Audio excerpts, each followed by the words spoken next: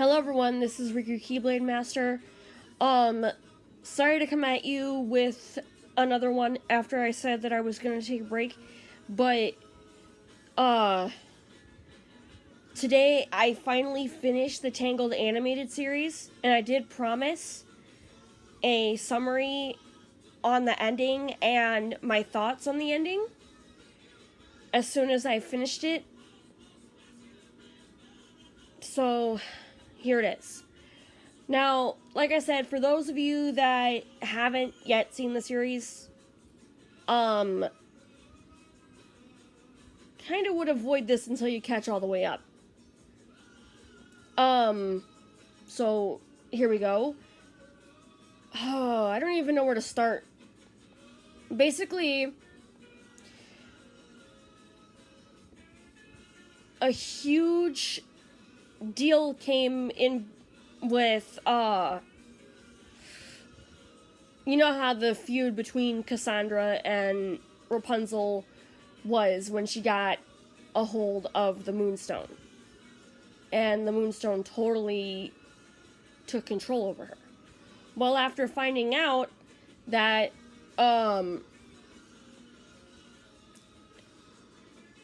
these different... Eventually, there were these red stones, which, if you looked at them, they showed you your true fear and everything. And oh man. But when it comes to different fears and stuff, the same wasn't said for Varian. Varian, let's just say that he's like me. A misunderstood soul who basically is trying to help out, but too many people are, you know, so quick to judge before they even give him a chance. Although, the only difference between me and Varian is like, my inventions obviously don't explode. But anyways, after Varian left for quite some time after the end of Season 1, we see him again to redeem himself. He ends up working with them. Then we go through, and this whole mess starts making sense with Zentiri. We see that Zentiri is a shape-shifting spirit who could change her appearance in any way, shape, or form. And on that day of on one of the festivals, the Goodwill festivals, Cass steals a shape-shifting cloak from a magic store and changes into this girl with a yellow dress and becomes friends with Rapunzel. Then she basically decides to, keep up that basic appearance until they are on stage and, let's just say, all hell pretty much breaks loose. The reason Cassandra, or aka Faith, ended up on stage during the play is because the person who was supposed to play Rapunzel actually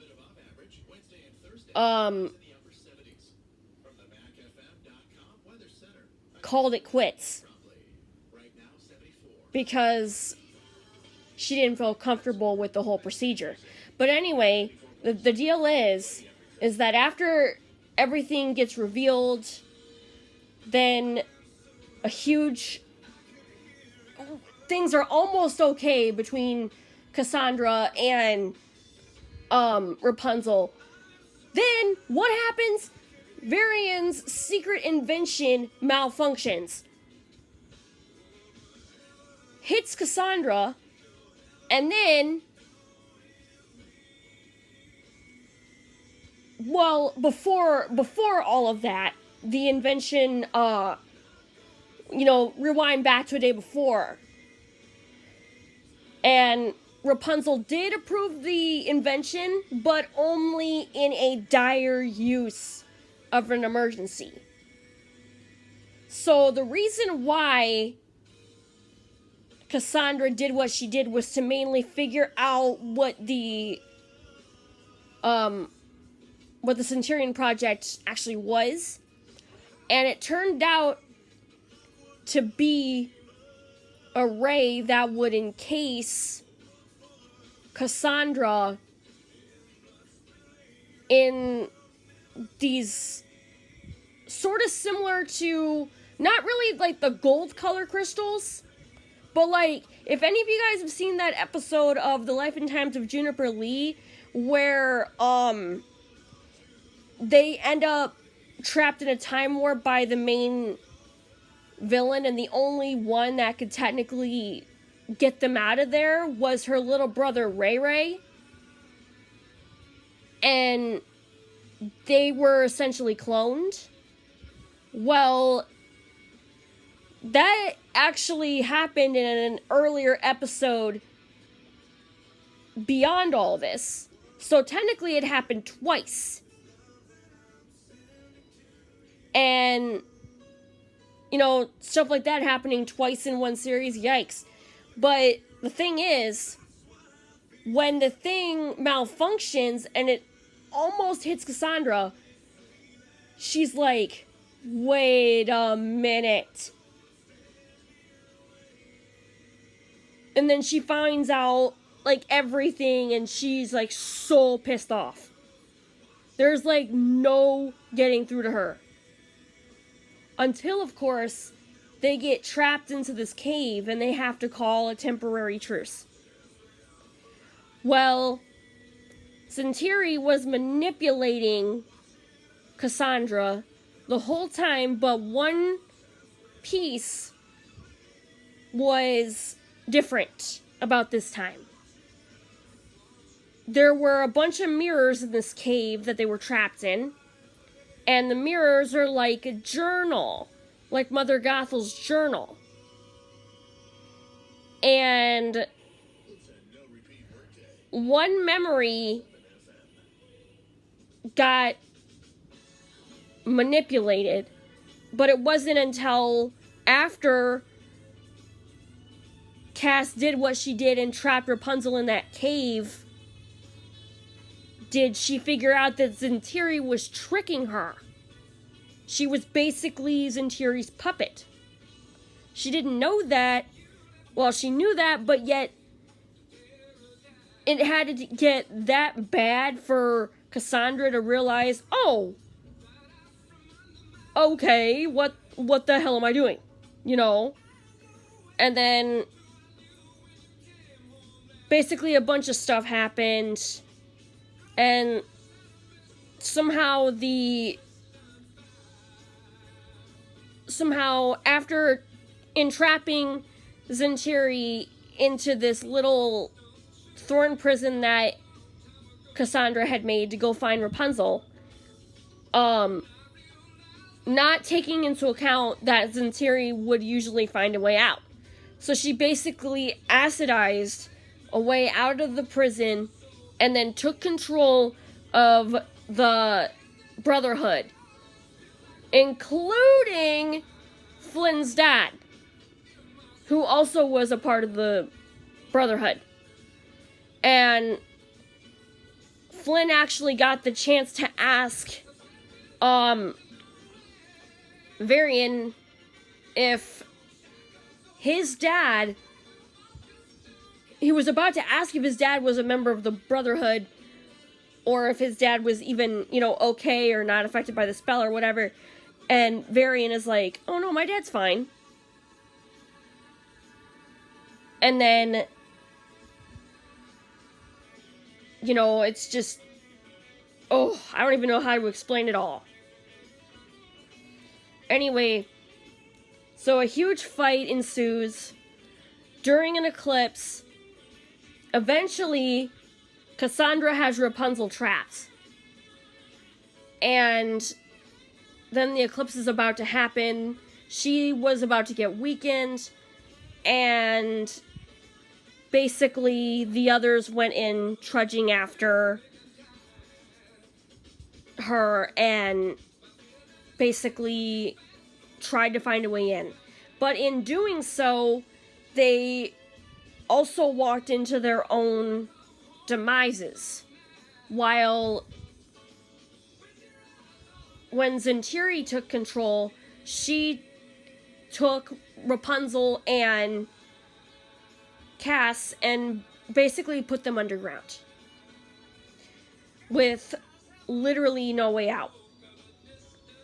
And they almost couldn't figure out how to get out, so a lot of things got revealed right off the bat. How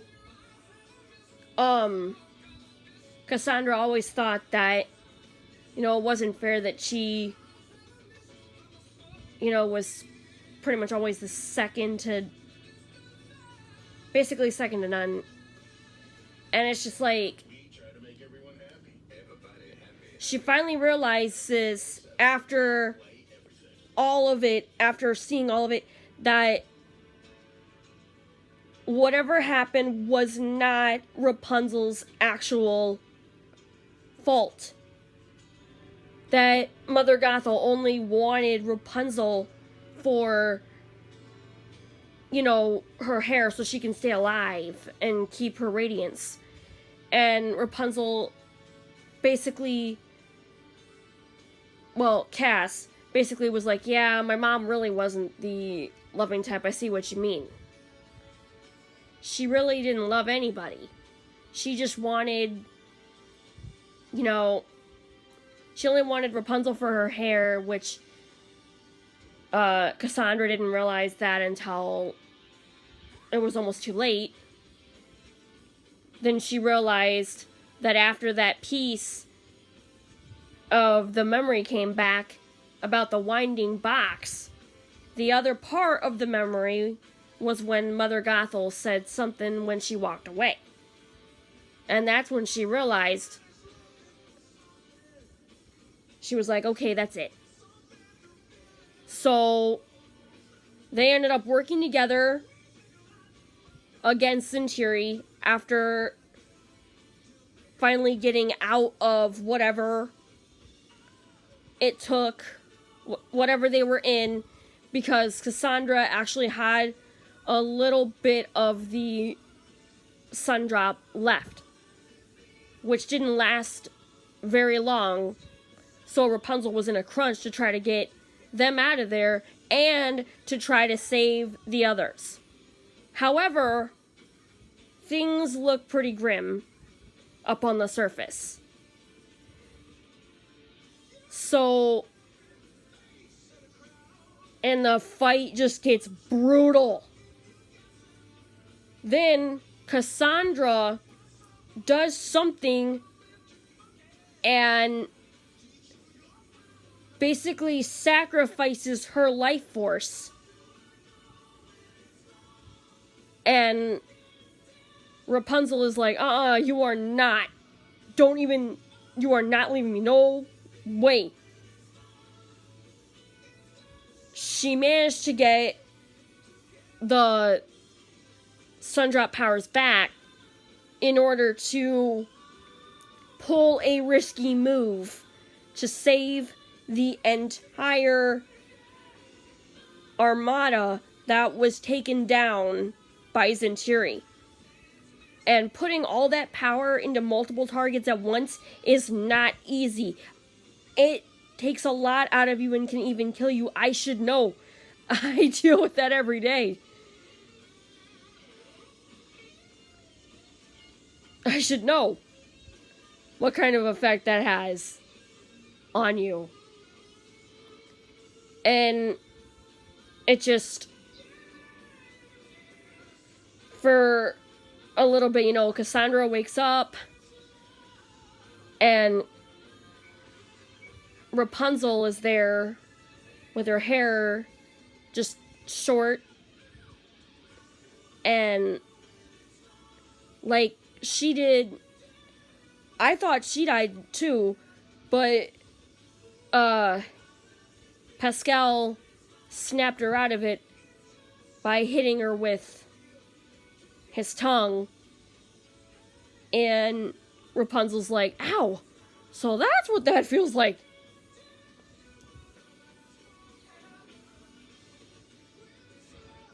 He did it to, Cass a few times, too.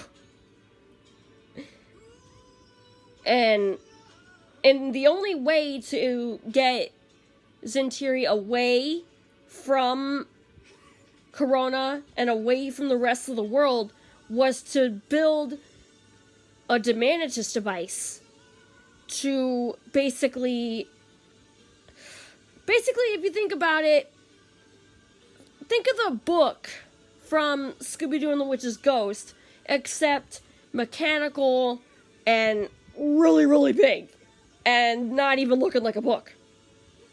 It was actually an interdimensional portal,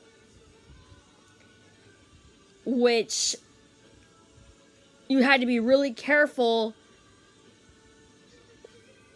how and when you use it, because anyone who is close within its radius will be sucked in. And it's not exactly easy to get them out.